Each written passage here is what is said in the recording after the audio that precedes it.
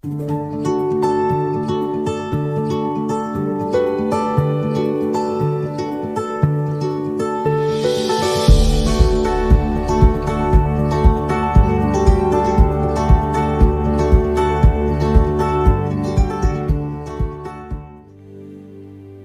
teduhkan hati kita menyambut kebenaran firman Tuhan. Bapa di sorga, kami sudah memuji memuliakan Engkau Bapa. Kami sungguh bersyukur Tuhan jaga pelihara hidup kami sampai pada hari ini. Dan oleh anugerah Tuhan kami boleh memasuki bulan yang ke-8 pada tahun ini. Bagi Tuhan segala kemuliaan yang sudah menolong serta memberkati perjalanan hidup kami. Dan saat ini Tuhan, kami buka hati kami bagi kebenaran firman Allah. Karena kami tahu firman itulah yang menjadi bagian hidup terpenting bagi kami.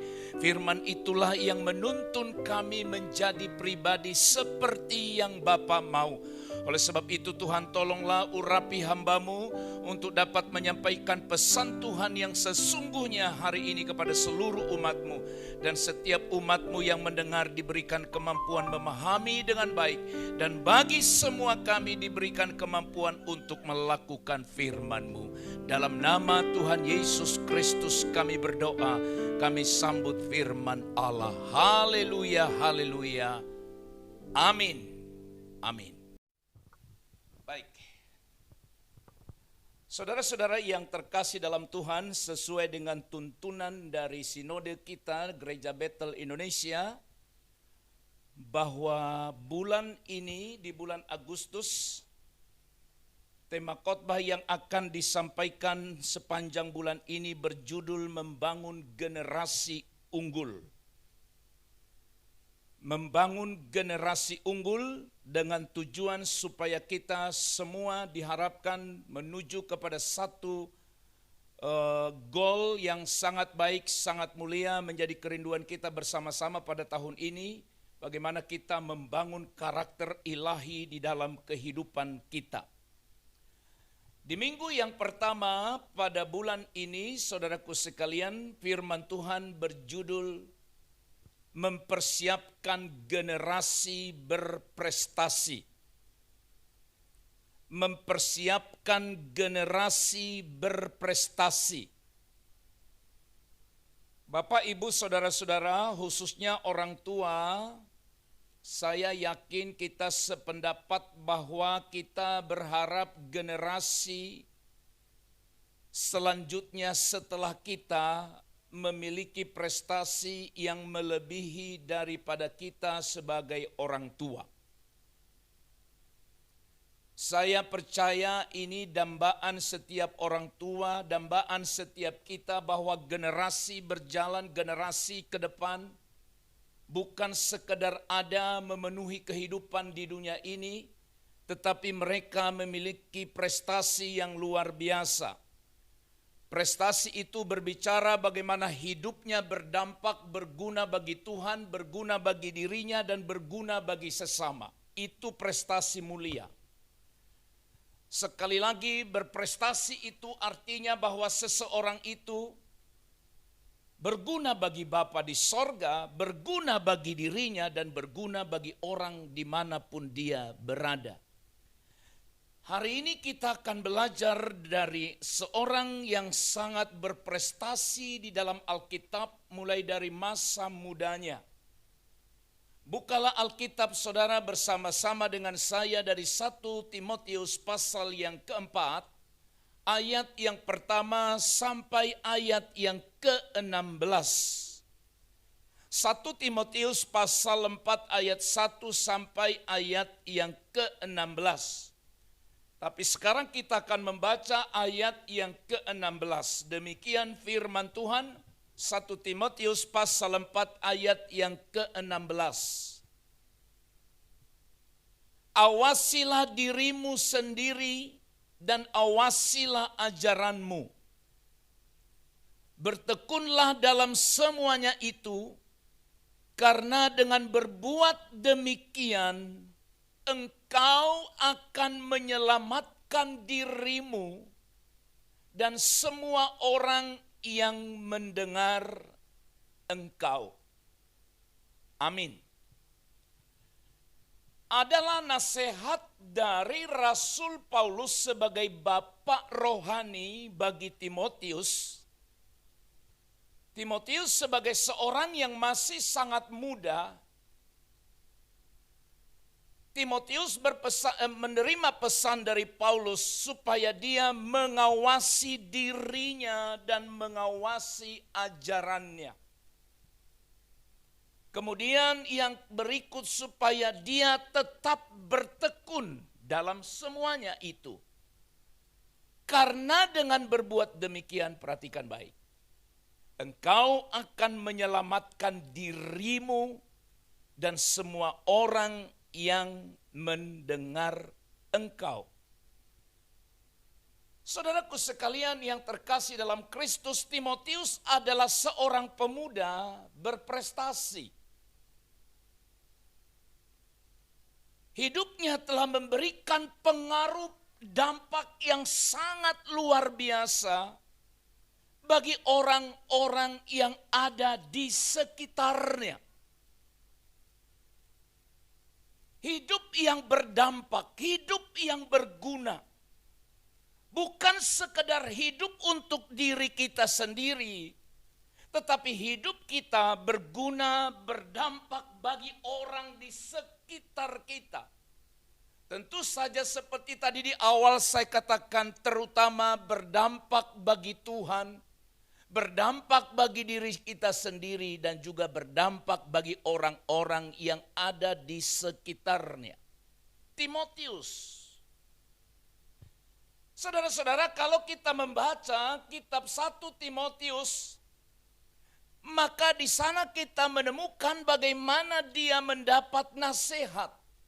Bagaimana dia mendapat pengajaran dari Rasul Paulus sebagai bapak rohani atau pembina rohani bagi Timotius. Paulus banyak sekali memberikan nasihat bagi dia. Dan yang luar biasa adalah Timotius menerima nasihat dari Paulus dengan baik dan Timotius melakukan perintah atau nasihat itu. Dan hal itulah yang membawa Timotius menjadi seorang yang berprestasi. Anak rohani dari Rasul Paulus.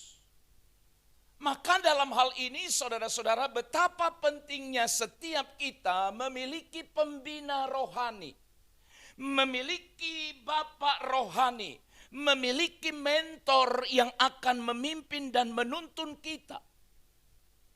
Saudara-saudara, Timotius buka diri. Timotius mau diajar. Ada banyak orang yang dinasehati tapi tidak mau mendengar, tidak mau diajar. Saudara-saudara, hari ini kita belajar dari seorang Timotius ini. Dia mendapat pengajaran, mendapat nasihat dari seorang rasul yang bernama Paulus. Dan dia mau dengar, dia mau lakukan, dia mau hidupi. Dan itulah yang mengangkat Timotius menjadi pribadi atau menjadi seorang yang berprestasi. Saudara-saudara, hari ini kita belajar bersama-sama bagaimana mempersiapkan generasi berprestasi. Saya mengulang kalimat yang di awal saya katakan tadi, semua kita sebagai orang tua mengharapkan anak kita maju selangkah paling tidak daripada kita. Amin.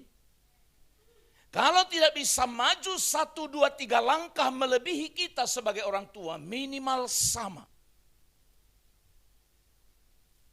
Minimal sama. Tidak ada orang tua yang mengharapkan anaknya di bawah, bahkan tertinggal jauh. Tak ada seorang pun di antara kita menginginkan hal itu. Tidak bisa melangkah atau jauh lebih daripada kita sebagai orang tua, minimal sama. Nah, oleh sebab itu saudara, bagaimana kita mempersiapkan generasi yang berdampak, generasi yang berprestasi. Belajar dari apa yang Paulus sampaikan kepada Timotius dan yang Timotius lakukan sehingga dia menjadi seorang yang berprestasi. Maka yang pertama saudaraku sekalian, mempersiapkan generasi berprestasi dimulai dari yang pertama, terdidik dalam ajaran sehat. Mendidik mereka dalam ajaran sehat. 1 Timotius pasal 4 ayat yang ke-6. Dengan selalu mengingatkan hal-hal itu kepada saudara-saudara kita. Engkau akan menjadi seorang pelayan Kristus Yesus yang baik. Wow, luar biasa.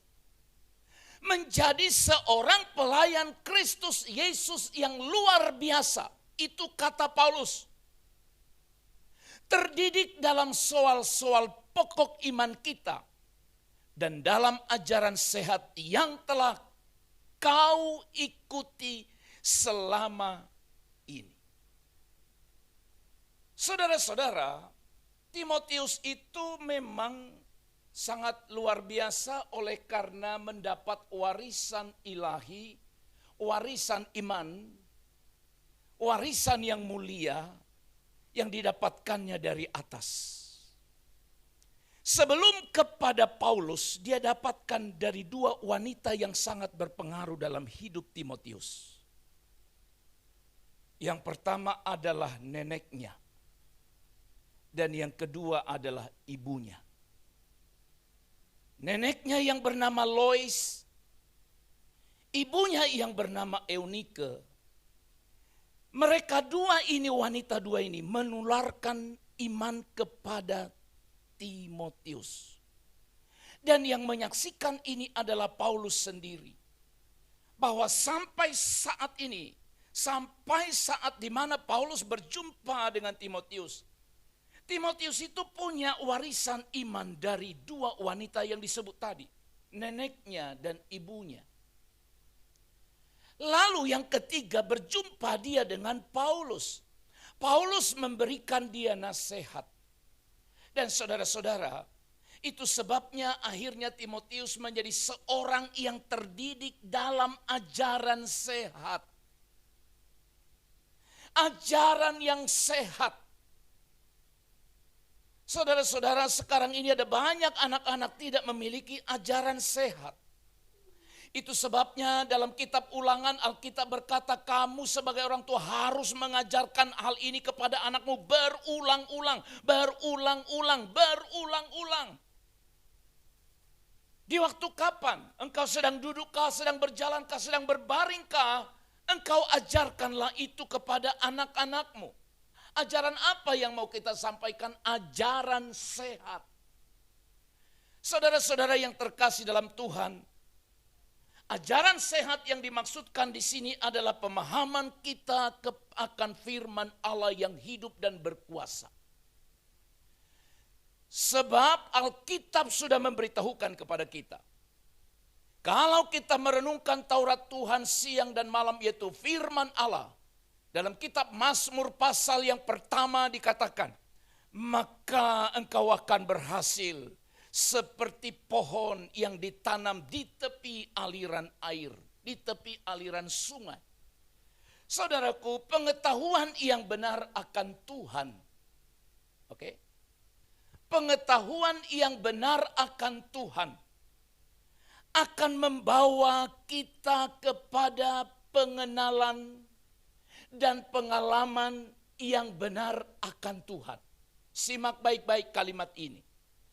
Kalau kita memiliki pengetahuan yang benar akan Tuhan, maka kita akan punya pengenalan yang benar juga kepada Tuhan. Dan kalau kita punya pengenalan yang benar akan Tuhan, akan membawa kita kepada yang ketiga, pengalaman yang benar dengan Tuhan. Dan kalau kita hidup benar dengan Tuhan, dengar baik, maka Tuhanlah yang akan mengangkat kita. Tuhanlah yang akan memperlengkapi kita. Tuhanlah yang akan mempromosikan kita menjadi seorang yang berprestasi. Sehingga pada akhirnya saudara akan berkata, siapakah aku ini Tuhan? Seperti Daud berkata, Siapakah keluargaku Tuhan sampai Engkau membawa aku sedemikian? Saudara mau dengar khotbah ini, tolong dengarkan hari ini di channel YouTube gereja kita. Ini khotbah minggu lalu di tempat ini. Saudara-saudara akan membawa kita pada kekaguman akan kebaikan Tuhan. Tapi persoalannya saudara-saudara, pengetahuan yang benar itu dapat dari mana? Sekali lagi pengetahuan yang benar atau terdidik dalam ajaran yang sehat itu diperoleh dari mana? Pengetahuan yang benar akan firman Tuhan akan diperoleh melalui pembacaan firman Tuhan secara teratur oleh kita. Baca firman, tidak ada solusi, tidak ada cara lain. Baca Alkitab. Orang Kristen harus malu kalau tidak pernah membaca Alkitab. Orang percaya harus malu kepada dirinya, apalagi malu kepada Tuhan kalau dalam sehari dia tidak membaca firman Tuhan. Baca. Dengan kita membaca firman Tuhan, kita akan mendapat pengetahuan yang benar. Selain itu juga, selain kita membaca, mungkin saudara akan berkata, banyak yang kubaca dalam Alkitab tapi aku tidak mengerti. Ya, karena kita tidak mengerti itulah maka diperlukan seorang pengajar. Seorang pengajar yang berkualitas. Seorang guru yang berkualitas. Seorang pengkhotbah yang berkualitas. Yang menuntun umat, menuntun jemaat kepada pengetahuan yang benar akan firman Allah. Saudaraku yang terkasih dalam Tuhan, Timotius beruntung. Karena dia punya pembina pemimpin rohani yang berpendidikan secara akademis dan juga seorang yang takut akan Tuhan. Paulus itu orang akademisi. Sekali lagi Paulus itu seorang doktor teologi pada zamannya di bawah asuhan seorang profesor yang bernama Gamaliel. Jadi Paulus itu seorang berpendidikan. Dan dia mengajar Timotius. Timotius beruntung punya guru, punya bapak rohani, pembina rohani. Seorang akademisi yang bernama Paulus. Itu sebabnya dia memperoleh pengajaran yang berkualitas. Saudara, sekarang ini banyak khotbah-khotbah yang saudara bisa dengar. Di media sosial sekarang ini ada banyak ratusan bahkan ribuan pengajaran yang saudara bisa dengar. Tapi simak dan dengar baik-baik. Saudara harus belajar sendiri.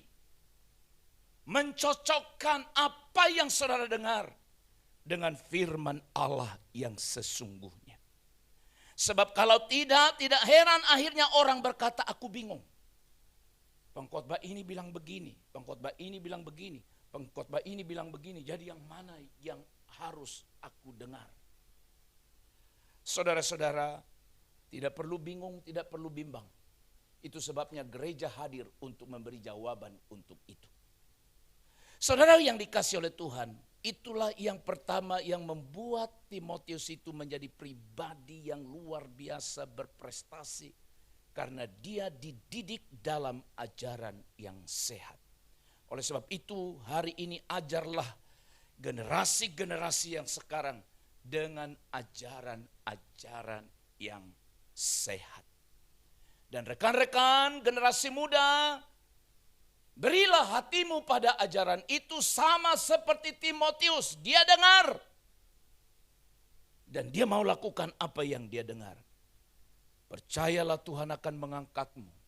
Tuhan akan memberkatimu dan mempromosikanmu menjadi seorang yang berprestasi. Yang kedua, mempersiapkan generasi berprestasi yang kedua. Selain dia dididik dalam ajaran sehat, Timotius juga dilatih atau didisiplin untuk seorang yang beribadah. Disiplin beribadah. 1 Timotius pasal 4 ayat 7 sampai 8 firman Tuhan berkata demikian. Tetapi jauhilah tahyul dan dongeng nenek-nenek tua. Latihlah dirimu beribadah. Latihan badani terbatas gunanya. Tetapi ibadah itu berguna dalam segala hal. Saya ulang. Tetapi ibadah itu berguna dalam segala hal. Karena mengandung janji. Baik untuk hidup ini. Maupun untuk hidup yang akan datang. Latihlah dirimu beribadah. Coba simak baik-baik kata ini. Latihlah dirimu beribadah. Latihlah dirimu beribadah. Kenapa harus dilatih? Saudara-saudara, memang saudara kan sudah mengalami. Beribadah itu tidak selamanya menyenangkan. Tidak selamanya menyukakan. Dan kalau saudara dan saya mau ikuti keinginan daging kita, enggak ada orang mau beribadah. Kita akan lebih tertarik kepada keinginan-keinginan diri kita sendiri. Makanya Alkitab bilang latih dirimu beribadah. Sebutlah sesuatu yang kita bisa kerjakan hari ini atau lakukan hari ini menjadi sangat baik, sangat profesional. Yang sebelumnya kita tidak bisa, tapi karena latihan terus-menerus akhirnya kita profesional. Oke, yang perhatikan Bapak Ibu. Kan tidak ada di antara saudara yang bisa di situ sekali naik belajar sepeda motor langsung pergi jauh. Langsung terampil. Baru sekali itu belajar nyetir mobil langsung lihai. Gak ada itu. Kalaupun ada bilang, oh aku Pak, oke mungkin maju mundur boleh. Tidak ada orang di situ pertama sekali dia memegang piano langsung terampil.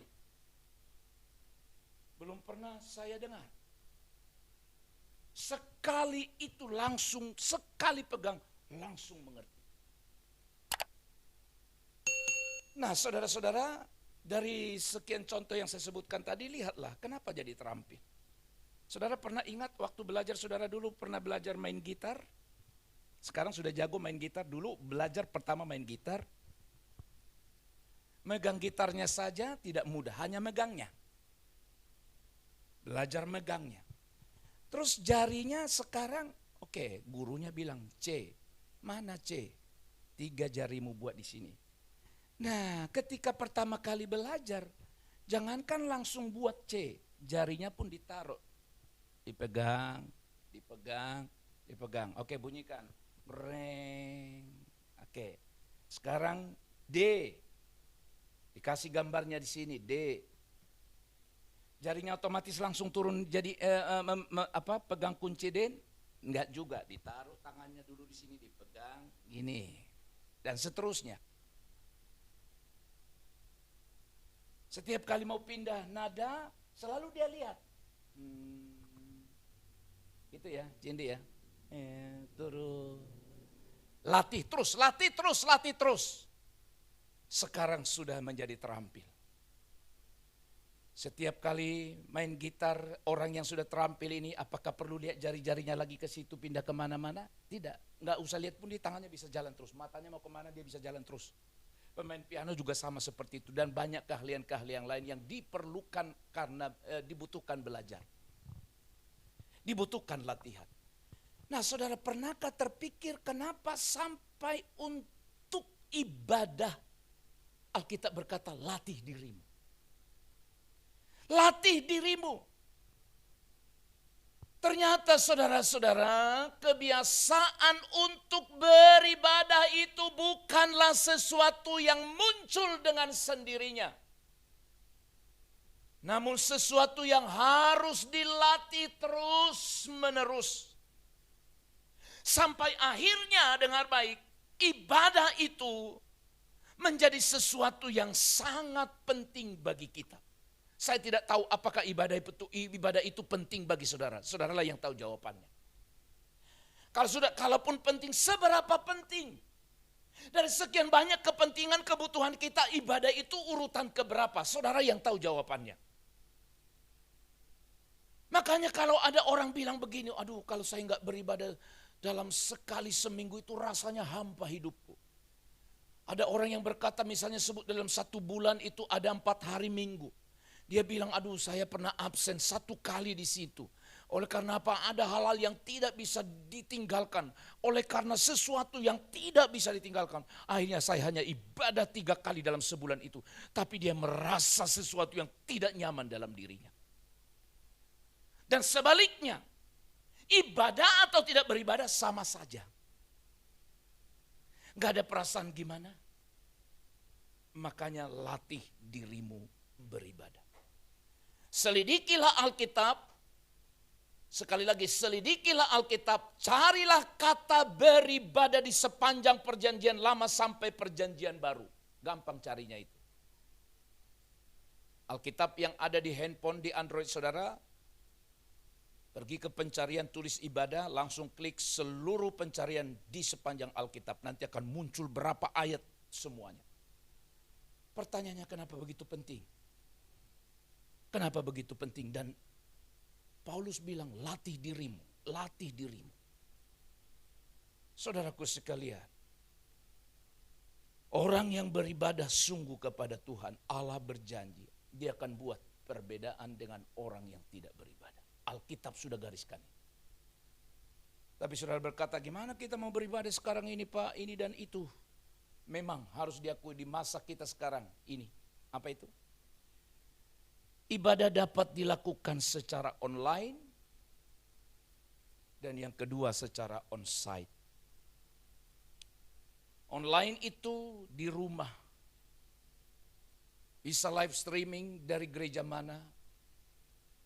Atau bukan menonton, mengikuti rekaman ibadah yang sudah direkam. Itu namanya online. Di masa pandemi ini sekarang kalau saudara masuk ke YouTube banyak sekali ini langsung live streaming lagi ini sekian banyak yang nonton dan lain sebagainya. Ya enggak apa-apa, memang seperti itu kondisi kita sekarang. Ikuti. Onsite itu seperti ini. Kita hadir di tempat. Kita berada di gereja. Saudara-saudara, orang yang rindu untuk mengenal Tuhan. Sekali lagi, orang yang rindu untuk mengenal Tuhan. Dia juga akan rindu untuk beribadah. Saudara bilang saya sayang saya cinta sama Tuhan, saya rindu sama Tuhan. Kau tidak beribadah. Itu tidak benar. Saudara-saudara, Timotius diajar oleh Paul. Selain mendapatkan ajaran yang sehat, beribadah, latih dirimu beribadah. Dan yang terakhir, saudara sekalian, menjadi teladan. Pasal 4 ayat 12, 1 Timotius berkata, jangan seorang pun menganggap engkau rendah karena muda. Jangan seorang pun menganggap engkau rendah karena engkau muda. Biasanya memang budaya-budaya tertentu melihat atau selalu menilai seseorang itu dari faktor apa? Usianya. Umurnya berapa sekarang? Sekian. Umurnya sekian.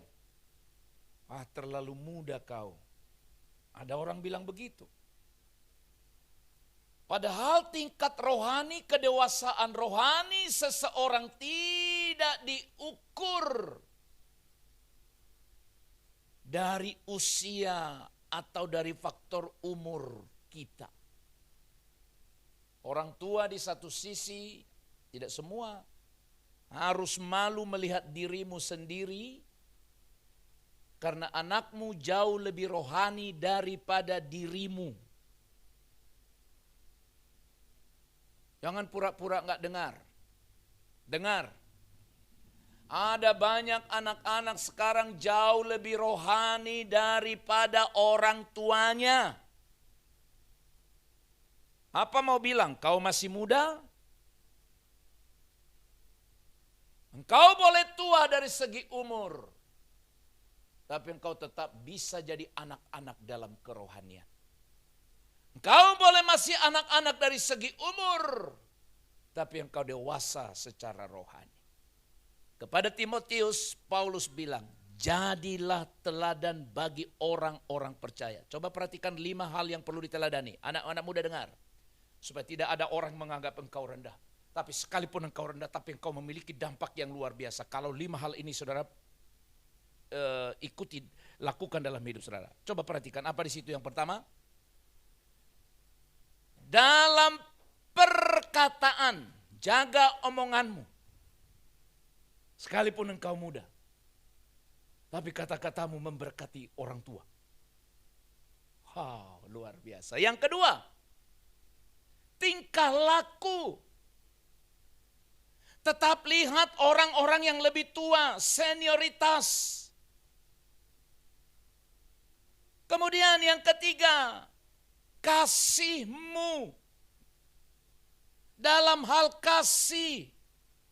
Kemudian yang keempat apa? Kesetiaanmu. Dan yang kelima, dan dalam kesucianmu. Perhatikan 5 hal ini, dan ini yang Paulus tekankan kepada Timotius. Kau boleh muda, tapi jangan minder. Paulus bilang jangan minder. Jangan seorang pun menganggap engkau rendah karena engkau muda, tapi jadi teladan. Teladan dalam perkataan, teladan dalam tingkah laku, teladan dalam kasih, teladan dalam kesetiaan, dan teladan dalam kesucian. Saudara-saudara yang terkasih dalam Tuhan, latih generasi kita. Latih, ingatkan terus anak-anak kita. Kalau besok dia menyimpang dari ajaran itu, bukan salahmu, bukan salahku. Tapi kalau besok dia menyimpang oleh karena tidak tahu, tidak pernah diajar, itu salahmu dan itu salahku. Saudara-saudara, mengetahui firman Tuhan tidak cukup. Makanya saudara jangan sombong dan berkata, udah tahu aku semua yang dalam Alkitab itu. Hebat sekali kau. Kalau engkau sudah tahu, Alkitab berkata yang berbahagia adalah mereka yang mendengar dan melakukannya. Saudara-saudara, tidak mudah. Makanya Yesus pernah mengecam ahli-ahli Taurat dalam Alkitab. Ahli Taurat itu apa? Pinter dia, punya pengetahuan. Ya, punya pengetahuan akan Taurat. Namanya saja ahli Taurat. Tapi mereka tidak hidup sesuai dengan ajaran mereka. Mereka mengajarkan kebaikan, tapi mereka tidak menghidupi kebaikan. Saudara-saudaraku yang terkasih dalam Tuhan, kalau engkau dan saya peduli, mengasihi generasi setelah kita, atau generasi yang sekarang ini, jangan engkau lemah, jangan engkau bosan untuk mengajarkan kepada mereka ajaran yang sehat. Untuk tetap melatih mereka supaya beribadah. Saya sudah pernah bilang, sebagai orang tua engkau berhak untuk memberikan semacam paksaan bagi anakmu untuk beribadah selagi dia masih di hadapan kita dan dia belum berkeluarga, belum berumah tangga. Itu kita bertanggung jawab. Tidak boleh bilang, pilih mau beribadah atau tidak, terserah. Tapi sebagai orang tua terhadap anak, di mana anak itu masih tinggal bersama dengan kita, orang tua harus jelas berkata, engkau harus beribadah. Tidak ada pilihan lain. Tapi besok, kalau dia sudah berkeluarga, sudah berumah tangga, sudah punya suami, punya istri, dia bebas untuk menentukan pilihannya. Walaupun tetap seharusnya orang tua memantau mereka dengan baik. Jadi saudara-saudara, jangan kasih kebebasan, jangan kasih kelonggaran. Mau berantem pun di rumah gara-gara itu mainlah.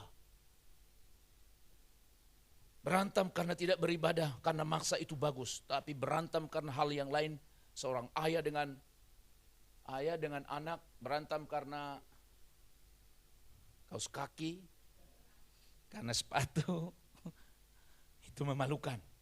Tapi berantem karena tidak mau gereja. Bapaknya marah, mamanya marah. Itu baik. Pernah saya bilang kepada saudara, kenapa saudara marah kepada anakmu ketika ketahuan dia bolos dari sekolah? Datang surat panggilan, pemberitahuan dari kepala sekolah. Anak kita sudah 5 hari tidak sekolah. Wah, orang tua kaget. Tiap hari pergi ke sekolah, minta jajan, minta transport. Tapi ternyata 5 hari dia tidak pernah sekolah. Orang tuanya bangkit amarahnya. Bapaknya bangkit murkanya. Ya panggil anak itu dan disiplin habis. Bagus, bagus. Tapi kalau enggak ibadah, kenapa enggak buat begitu? Kenapa enggak buat begitu? Kalau enggak ibadah, kenapa enggak buat begitu? Kok sekolah saja bolos, marahnya luar biasa. Digebukin lagi. Bagus, boleh, disiplin. Tapi kenapa kalau enggak beribadah enggak pernah buat begitu? Ayo, kenapa? Padahal kita mengharapkan dia menjadi orang yang hebat. Tuhan tidak akan pakai, Tuhan tidak akan angkat, Tuhan tidak akan promosikan seseorang yang tidak takut pada dia. Tapi kalau kita takut pada Tuhan, percayalah anak-anak muda, adik-adikku yang hadir di sini hari ini, Tuhan akan angkat engkau. Dan sampai suatu saat engkau akan berkata seperti Daud, siapakah aku ini? Siapakah keluargaku? Sampai engkau membawa aku sedemikian rupa. Kenapa Daud mengalaminya? Karena Daud mengalami sesuatu yang luar biasa. Walaupun Timotius tidak mengungkapkan itu, tapi saya percaya dia pun punya kekaguman yang luar biasa pada apa yang telah dia terima dari Tuhan. Oleh sebab itu saudara-saudara, mari kita mempersiapkan generasi berprestasi. Dengan cara yang pertama, kita didik mereka dalam ajaran sehat, disiplin beribadah, dan yang ketiga, jadilah teladan bagi semua orang. Amin. Kita berdoa. Bapa, terima kasih untuk kebenaran firman-Mu hari ini yang telah mengingatkan, mengajar kami. Kami berdoa Tuhan untuk generasi kami, bahkan generasi kemudian, generasi anak-anak kami, supaya mereka menjadi generasi yang takut akan Tuhan, generasi yang hidup dalam kebenaran, generasi yang setia beribadah kepada Tuhan. Dan kami percaya sebagaimana Tuhan mengangkat dan memberikan hal yang luar biasa kepada Timotius, prestasi yang luar biasa, maka kami percaya anak-anak kami, generasi kami juga akan mengalami hal yang sama kalau mereka hidup dalam kebenaran. Terima kasih Bapa, meteraikan firman-Mu bagi setiap kami yang sudah mendengar. Dalam nama Tuhan Yesus Kristus kami berdoa, kami mengucap syukur. Haleluya. Amin.